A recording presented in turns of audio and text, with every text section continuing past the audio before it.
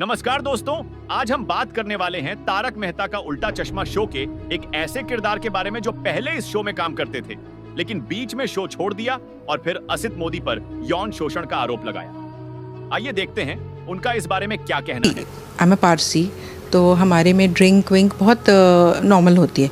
मैं जैसे अभी साल में 4 हमारे पारसी कुछ फंक्शन होते हैं, सोशल फंक्शन होता है, ड्रिंक एंड दैट। तो उन्होंने मुझे बिल्कुल, जब मैंने सीरियल ज्वाइन किया था तो उन्होंने मेरे को बोला था कि तुम पारसी हो, तुम ड्रिंक तो पीते हो, करती होगी। मैंने कहा हाँ सर। बोले क्या पीते हो? मैंने कहा विस्की।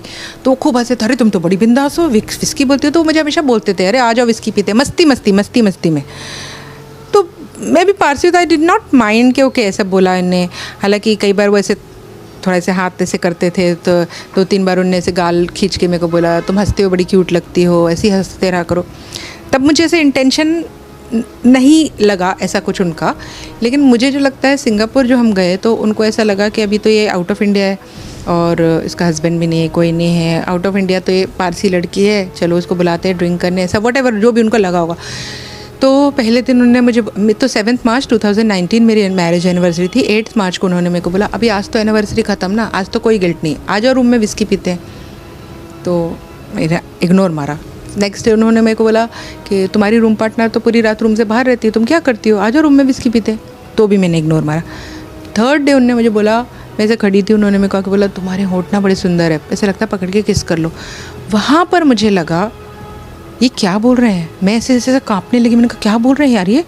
मैंने कहा मैं अनजान देश में हूँ, मुझे कुछ मालूम नहीं है फॉरेन का, यहाँ मेरा हस्बैंड नहीं है और ये मेरे को बोल रहे हैं इस तरीके से, रूम में रात को आ गए, मैं क्या करूँगी, मेरी तो रूम पार्टनर भी नहीं रहती है।